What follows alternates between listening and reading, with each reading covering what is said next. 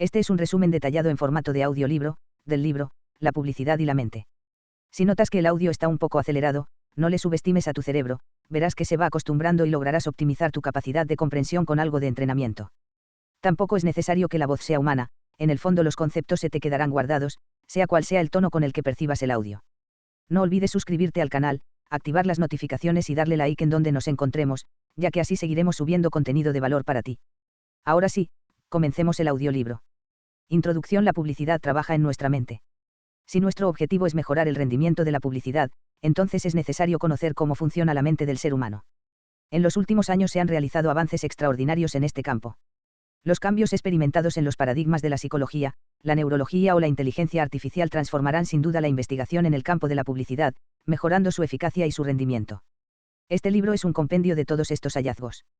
¿Cómo funciona el cerebro humano? La actividad neuronal. El sistema nervioso central está formado por la espina dorsal y todo un sistema nervioso periférico que transmite al cerebro la información sensorial, lo que vemos, lo que oímos, lo que olemos, la posición del cuerpo con relación al ambiente, lo que tocamos. Las células que obtienen este input sensorial se conectan con las células del sistema nervioso y, a su vez, con el cerebro. El cerebro procesa esta información y envía una respuesta a través del sistema nervioso central. En una palabra, reaccionamos. Los neurólogos saben que el componente básico del cerebro es un tipo de célula particular llamado neurona. Como todas las células, tienen un cuerpo que contiene un núcleo y, además, otros dos componentes fundamentales, una o más dendritas y un axón. En forma esquemática, se puede decir que las dendritas actúan como antenas que reciben la información de otras neuronas. En el núcleo se lleva a cabo la integración de toda la información obtenida por las dendritas. Finalmente, el axón transmite a otras neuronas el mensaje resultante de la integración.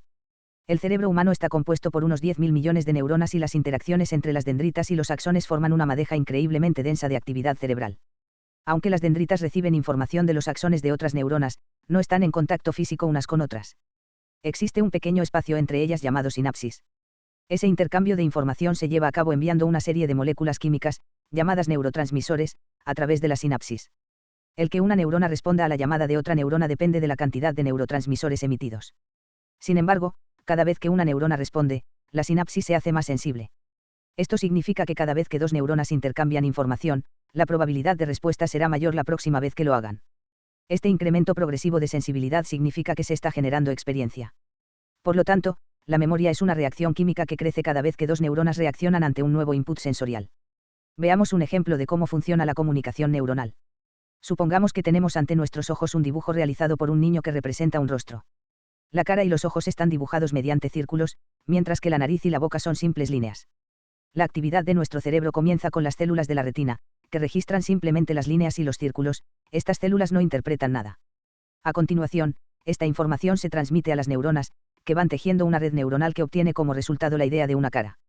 Las neuronas que se han reunido para obtener este resultado lo han hecho porque sus sinapsis son sensibles a las señales lanzadas desde las neuronas que iniciaron el proceso. En otras palabras, hemos visto diagramas simples otras veces y hemos aprendido a interpretarlos como caras. Este es el mismo proceso que tiene lugar cuando vemos una marca, por ejemplo Coca-Cola, y recibimos de nuestro cerebro una respuesta sobre el concepto que acabamos de percibir: bebida refrescante, su color, su aroma, una marca de prestigio, la forma de la botella o la lata de color rojo. Sinteticemos lo expuesto hasta aquí en las siguientes ideas: nuestro conocimiento y memoria no están archivados en las neuronas propiamente dichas, ni en ningún lugar concreto del cerebro, sino que derivan de la sensibilidad que hay entre las mismas. La sinapsis, el estado de cada sinapsis viene determinado por la experiencia, es decir, por el número de veces que dos neuronas han reaccionado conjuntamente frente a un estímulo. El resultado de un estímulo es mayor que el estímulo en sí mismo. El estímulo óptico de unos círculos y líneas se transforma en una cara. El cerebro no utiliza una serie de neuronas para almacenar cada concepto individualmente, sino que es la propia actividad neuronal la que contiene ese concepto. El proceso de observar-interpretar tiene sus raíces en la memoria.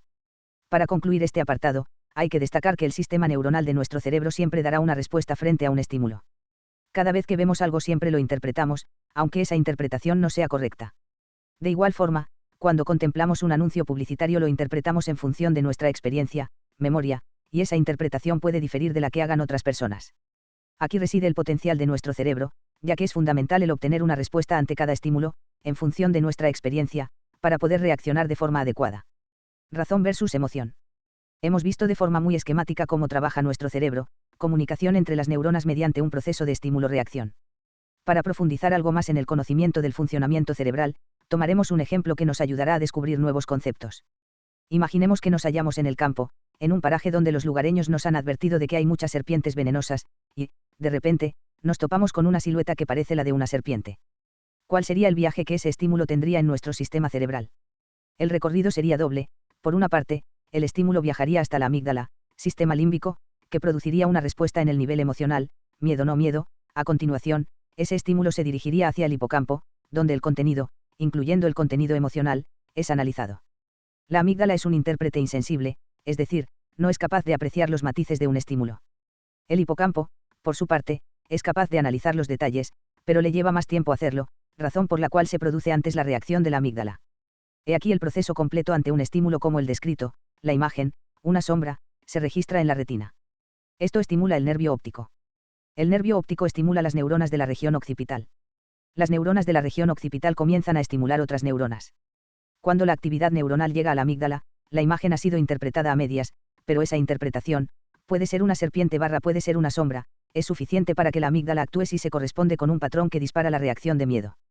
La amígdala en ese momento envía dos señales. Una a los músculos, originando una serie de reacciones: temblor, aumento del ritmo cardíaco, y otra a la región occipital del cerebro, que presta una mayor atención al estímulo potencialmente peligroso. En el lóbulo frontal se completa el proceso de identificación e interpretación. La interpretación es enviada de nuevo a la amígdala que, a su vez, lanza una señal al cuerpo para que se relaje o para que siga en tensión hasta que el peligro se haya alejado. Todo un proceso como este se desencadena no solo ante las emociones de miedo o pánico, sino también frente a sentimientos de placer. Lo importante de todo este desarrollo es comprender que, ante un estímulo, 1. Tenemos una reacción emocional, 2. Racionalizamos esta emoción que, a su vez, 3. Modifica la reacción emocional primera. Esta conclusión rompe con la creencia tradicional y ampliamente extendida en nuestra sociedad, defendida por Descartes o por Freud en sus escritos, de que existen dos esferas distintas, la emoción y la razón. Efectivamente, desde hace mucho tiempo se ha venido pensando que las emociones son controlables por la razón, como si existieran en dos mundos separados. De ahí surge la concepción errónea de que existen dos hemisferios izquierdo y derecho en el cerebro, divididos y con funciones distintas. Sin embargo, un nuevo paradigma se abre paso frente a este pensamiento que tanto ha influido en nuestra sociedad. Hoy sabemos que son las emociones las que originan la toma de decisiones y también las que influyen en el resultado final del proceso racional de decantarse por una decisión u otra. La reacción emocional, peligro, puede ser una serpiente, centra la atención en el resultado negativo que una acción puede traer consigo y funciona como una alarma automática que parece decir: ten cuidado con el peligro al que te enfrentas cuando tomes una decisión concreta. La señal automática, la emoción, nos protege ante futuras pérdidas y nos permite elegir entre varias alternativas. Gran parte de este gigantesco cambio intelectual se debe al neurólogo de origen portugués António Damasio, Premio Príncipe de Asturias de Investigación en 2005. La tesis principal del profesor Damasio, que en la actualidad ostenta la jefatura del Departamento de Neurología en la Universidad de Iowa, es que los seres humanos, cuando se enfrentan ante una decisión, únicamente utilizan un criterio: ¿cómo me sentiré si hago tal cosa? Evidentemente, nadie sabe cómo se encontrará en el futuro, por lo que se confía en una experiencia similar anterior que ofrezca una aproximación de cómo serán nuestros eventuales sentimientos. De hecho, cuando alguien afirma estás dejando que tus emociones nublen tus decisiones racionales, está absolutamente en lo cierto. Ante la disyuntiva, por ejemplo, de comprarse un Porsche o dedicar ese dinero a pagar los estudios universitarios de un hijo, nuestro sistema límbico reacciona ante el recuerdo de cómo nos sentimos en situaciones similares en el pasado, y envía un mensaje de respuesta positivo o negativo: no es bueno elegir el Porsche, te haría sentir mal; es mejor pagar la universidad, te hará sentir bien. Esta respuesta tiene sus raíces en el simple instinto de supervivencia, una simple elección entre el placer, relacionado con la supervivencia y la prosperidad, y los malos sentimientos, asociados con el dolor y el peligro, incluso aunque las sensaciones físicas de placer o dolor no estén involucradas. Es importante subrayar de nuevo la importancia de este nuevo paradigma. Sin lugar a dudas, muchas cosas habrían sido distintas de no haberse adoptado el criterio de que lo racional y lo emocional estaban separados. Imagine que hubiéramos sabido que nuestras respuestas emocionales instintivas modelan nuestro comportamiento racional. Imagine que hubiéramos sabido que lo racional no puede suceder sin la respuesta emocional. Imagine que hubiéramos sabido que la emoción es la parte más importante del comportamiento humano. Cuando los investigadores entrevistan a la gente, le hacen preguntas del tipo: ¿qué piensas de? Las respuestas invariablemente son: me gusta porque, o no me gusta porque. Las respuestas reflejan el proceso que tiene lugar en su cerebro. Lo primero que viene a la mente es una reacción emocional y después una racionalización de la misma. A pesar de lo objetivos que creamos ser, el contexto emocional que produce nuestra reacción determina la decisión que tomamos, y nuestro pensamiento racional no hace nada más que racionalizar o justificar esa elección emocional. Todo el mundo sabe por experiencia que cuando nos sentimos emocionalmente a favor o en contra de algo o alguien, es prácticamente imposible racionalizar nuestra elección para cambiarla. Si no nos gusta una persona, por mucho que nos insistan en que es amable, interesante, buena persona, etc., es bastante improbable que modifiquemos nuestra percepción de la misma. Llegados a este punto, cabría preguntarse, ¿qué es una emoción? ¿Cuántas emociones existen? Históricamente ha existido siempre un debate muy amplio acerca de esta cuestión. Sin embargo, la evidencia científica parece demostrar que solamente existen dos emociones, que podríamos denominar como positiva y negativa. El proceso de reacción frente a un estímulo así parece demostrarlo. Parece claro que si la amígdala tratara de diferenciar entre emociones más complejas que las simplemente positivas o negativas, ello iría en detrimento del organismo. Cuando la primera reacción ante un estímulo pasa de la amígdala a la región occipital del cerebro es cuando un proceso de pensamiento más complejo tiene lugar y pueden catalogarse emociones como el amor, la felicidad, la tristeza, la depresión, los celos, etc. Atención versus alerta. Nuestro cerebro se asemeja bastante a una fiesta de fuegos artificiales con innumerables explosiones pirotécnicas produciéndose al mismo tiempo. Para que el cerebro funcione correctamente necesitamos un mecanismo que filtre de alguna forma la inmensidad de inputs sensoriales que continuamente recibimos. Ese mecanismo se llama consciencia. Podemos definir la consciencia como el epicentro de la actividad neuronal, es decir, aquello a lo que estamos prestando atención. Cuanto más fuerte sea el impulso sensorial que estamos recibiendo, más fácil será que se convierta en el centro de nuestra atención. Si estamos en un centro comercial y vemos una pila de naranjas en el centro del local, es más probable que esto capte nuestra atención, consciencia, que si solo hubiera una naranja junto a otras frutas en una estantería. Sin embargo, la intensidad sensorial no es el único elemento que puede centrar nuestra atención. Es posible que nos encontremos en una reunión social conversando con un círculo de personas y, de golpe, nuestra atención recale en un amigo al que no veíamos desde hacía mucho tiempo y que acaba de entrar por la puerta, sin hacer ruido, intentando no llamar la atención. O es posible que estemos concentrados en nuestra conversación y que, de repente, nuestra atención se desplace unos metros más allá de donde nos encontramos porque en otro círculo de gente alguien ha pronunciado nuestro nombre, en un tono de voz comedido, sin tratar de llamar la atención. ¿Por qué ocurre esto? La explicación viene del hecho de la red neuronal que se crea en nuestro cerebro como reacción a un estímulo. Dicha red dependerá en parte de la intensidad del estímulo sensorial, pero también del tamaño y sensibilidad de esa red neuronal, la sensibilidad de la sinapsis que se describió más arriba. Otro concepto importante es el estado de alerta de nuestro cerebro. Nuestro estado de alerta es bajo cuando nos encontramos relajados y muy alto cuando sentimos miedo, por ejemplo. El estado de alerta influye en la consciencia, el centro de nuestra atención, pero no debemos confundir ambos elementos.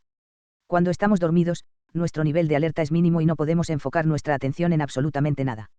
Cuando vivimos un estado de alerta muy elevado, por ejemplo, cuando estamos muy enfadados, nuestra consciencia parece estar bloqueada y es muy difícil centrar nuestra atención en algo concreto. Por lo tanto, es más fácil para una persona dirigir su atención a un estímulo cuando el estado de alerta es moderado. Como vemos, para la supervivencia del ser humano es muy importante optimizar el nivel de alerta para poder prestar atención a los estímulos sensoriales que nos rodean. Esta optimización se realiza de forma química a través de unos compuestos llamados aminas, serotonina, dopamina, histamina. Si no existiera este regulador automático, nuestras reacciones siempre serían las mismas, dependiendo de la sensibilidad de la sinapsis tal y como ya se ha expuesto.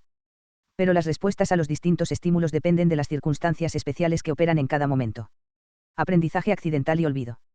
Para finalizar la descripción del funcionamiento del cerebro humano tenemos que analizar, por último, en qué consiste el aprendizaje. Hay dos tipos de aprendizaje, el espontáneo y el forzado.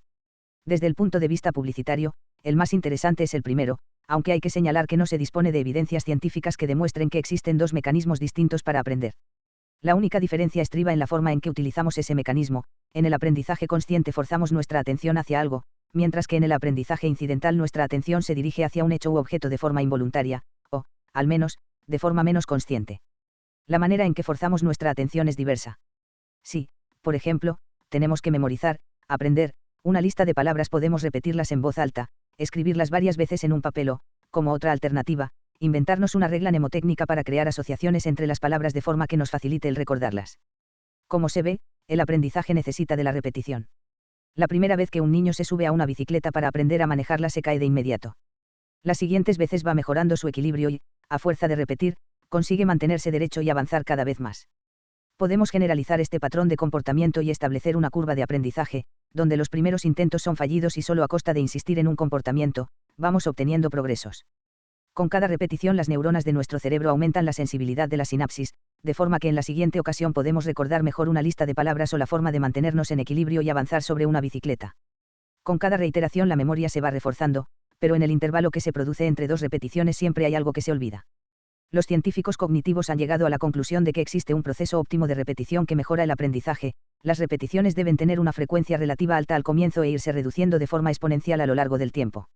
Según los expertos en aprendizaje, la mejor forma de estudiar es revisar lo que se ha aprendido un día determinado en la escuela ese mismo día, repasarlo al día siguiente y realizar una revisión 2, 4 y 8 días más tarde. El recuerdo de la publicidad está disminuyendo a través de la descripción de cómo funciona el cerebro. Ha quedado de manifiesto lo importante que resulta que la publicidad atraiga la atención del público y consiga ser recordada. Lograrlo es más difícil de lo que parece, porque hoy en día los consumidores son bombardeados con una incesante información y conseguir que la publicidad permanezca en el recuerdo es un reto complicado. La evidencia empírica parece demostrar que el nivel de retención está disminuyendo desde hace años. Así se puede comprobar en AdTrack, la mayor base de datos de publicidad del mundo.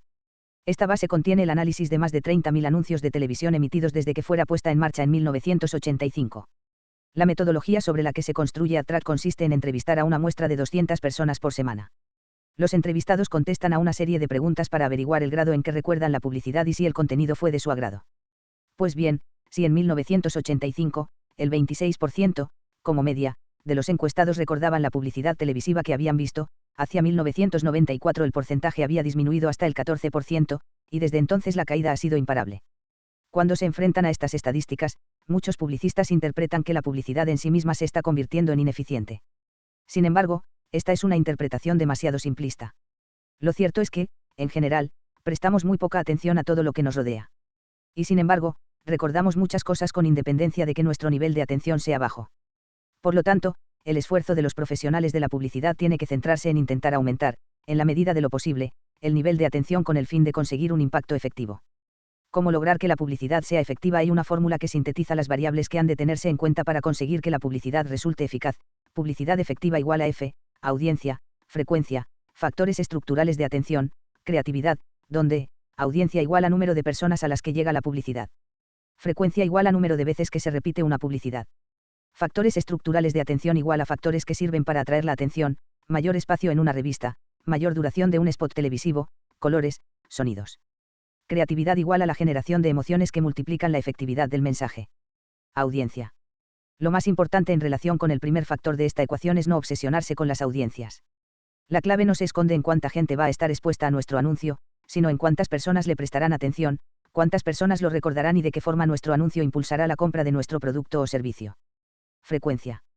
El debate sobre el número de veces, frecuencia, que un anuncio debe mostrarse para que una campaña publicitaria sea eficaz es muy antiguo. Son varias las teorías que se han desarrollado al respecto, siendo la de Mike Naples, que data de 1979, la que sin duda más influencia ha ejercido. Desde que esta teoría salió a la luz, la industria de la publicidad la adoptó como norma. Según Naples, hay poca respuesta a un anuncio la primera o segunda vez que es contemplado. Solamente a partir de la tercera exposición, comienza a darse una respuesta positiva y ese aumento de la respuesta va disminuyendo conforme se incrementa la frecuencia de exposición. Es curioso comprobar cómo ciertas teorías pueden imponerse sin aplicar sobre ellas el más mínimo pensamiento crítico. En primer lugar, la teoría de Naples no daba ninguna recomendación acerca del periodo de tiempo en que las 3 exposiciones tendrían que efectuarse. Los profesionales de la publicidad asumieron que habría de ser sobre un ciclo de compra, pero esto no parece tener mucho sentido en el caso de productos de consumo diario o artículos que se compran cada cierto número de años, como los automóviles.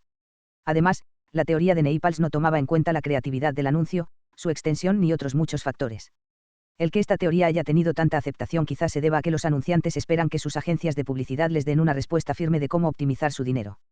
Dado que las agencias, en general, no disponen de los recursos necesarios para realizar investigaciones detalladas, lo más cómodo es aferrarse a lo que todo el mundo hace, es decir, seguir la teoría de Naples sin ningún espíritu crítico. Más arriba se ha explicado que es una curva de aprendizaje. En su momento se tomó el caso de cómo un niño aprende a montar en bicicleta para concluir que el aprendizaje depende, 1. de las repeticiones que van refrescando nuestra memoria, 2. de cómo la retención de lo aprendido va mejorando con el tiempo y, 3. de cómo hay un punto de inflexión en el que se pasa de no tener rendimiento, caídas reiteradas de la bicicleta, a aumentar progresivamente la eficacia, mantenimiento del equilibrio sobre la bicicleta. La curva de aprendizaje puede asimilarse a una curva de respuesta ante un anuncio publicitario. Lo que se va aprendiendo sería el equivalente, en este caso, a la respuesta ante un anuncio, entendiendo por respuesta la evolución de las compras de un producto o servicio. Este método es utilizado en la actualidad por las grandes empresas, que invierten ingentes cantidades de tiempo y dinero en realizar seguimientos y modelizar los efectos de la publicidad. La respuesta en forma de incremento de las ventas frente al estímulo de la publicidad sigue el mismo patrón que en el aprendizaje en general. Y lo más importante de este método es que asume que la respuesta depende del tipo de anuncio. No todos los anuncios se comportan de la misma manera y, por lo tanto, solo con un seguimiento continuo de las respuestas se puede ir optimizando la eficacia de la publicidad. Sin embargo, no debemos olvidar que todo lo relacionado con la frecuencia forma parte de una de las variables de la ecuación que estamos estudiando. Por lo tanto, sus efectos hay que ponderarlos con el resto de dichas variables. Factores estructurales de atención. Para que la publicidad sea efectiva tiene que tener un impacto en la memoria del receptor de la misma. Parece evidente que es posible aumentar la retención de una publicidad modificando factores como el tamaño, la extensión, los aspectos visuales o sonoros o simultaneando su aparición en varios medios de comunicación. Los estudios realizados así parecen constatarlo. Volviendo de nuevo a Track, se comprueba que la notoriedad de un spot de televisión aumenta en función de su duración. Un 10% de los entrevistados dice recordar los anuncios de 10 segundos de duración, y el porcentaje aumenta progresivamente hasta casi un 20% para una extensión de 60 segundos. Estos resultados empíricos están en consonancia con el funcionamiento del cerebro. Cuando más largo es un anuncio, mayor es el tiempo en el que aquel recibe información, esa información llega a más neuronas y las sinapsis se vuelven más sensibles. El mismo fenómeno se puede observar en la publicidad en medios escritos, revistas o periódicos. En este caso, existe una correlación entre la extensión del anuncio, página completa, media página, y la notoriedad que se logra. Los lectores dedican una media de 2 segundos a cada anuncio impreso, dependiendo del tamaño del mismo. Podría argumentarse que el tiempo que se emplea ante un anuncio mayor es más largo porque en este anuncio hay más texto o imágenes en los que fijar la atención. Sin embargo, está demostrado que un anuncio con mayor número de palabras reduce el recuerdo que se guarda de él. La explicación viene por el hecho de que un anuncio con demasiado texto logra atraer menos la atención, ya que no consigue crear un impacto emocional eficaz. Es fundamental distinguir entre el hecho de que una publicidad llame la atención y aquel otro, bien distinto, de que logre mantener dicha atención. En un interesante estudio en el que mediante escáneres se registraba el tiempo que una persona dedicaba a ver los anuncios de una revista, se comprobó que los lectores reconocían a posteriori haber mirado solamente el 70% de los anuncios registrados por el escáner como efectivamente vistos. Ese 30% de anuncios olvidados se explicaba por el hecho de que los lectores solamente les habían dedicado 0,75 segundos, de forma que la atención no se había mantenido lo suficiente en el tiempo. Estudios similares se han llevado a cabo en el medio televisivo, donde se demuestra que la atención que un espectador presta a los 5 primeros segundos de un spot determinan, con un 80% de acierto, si se mantendrá la atención durante los 60 segundos que pueda durar el anuncio completo. Las conclusiones que hay que extraer de todos estos estudios y del conocimiento del funcionamiento del cerebro es que la extensión de la publicidad, duración o espacio, es una variable importante dentro de la ecuación para estimar la eficacia de un anuncio. Sin embargo, su importancia debe ser ponderada, porque como hemos visto, la eficacia publicitaria no se explica al 100% por el tamaño de un anuncio. Hay un factor mucho más importante y es el que veremos a continuación. Creatividad. El último factor en la ecuación que define el éxito de la publicidad es sin duda el más determinante. El principal objetivo de la publicidad es asegurarse de que capta la atención y, para conseguirlo, debe ser diseñada de tal forma que atraiga una respuesta emocional del consumidor. La manera de ganarse esa respuesta emocional es a través de la creatividad. El concepto de creatividad debe estar muy claro en la mente del publicista, no es sinónimo de ser ingenioso o hacer cosas raras con el simple objetivo de llamar la atención sin más. La creatividad es el proceso de creación de emociones en la mente del consumidor. Existen evidencias científicas de que recurrir a la emoción en la publicidad tiene una influencia mayor que cualquier otro elemento como los ya reseñados, duración de un anuncio, tamaño, ubicación. Y, además, su influencia es doble. Por una parte, se crea atención y recuerdo sobre un anuncio y, por otra, tiene un impacto definitivo en la intención de compra del consumidor. ¿Cómo puede crearse emoción en la mente del consumidor a través de un anuncio?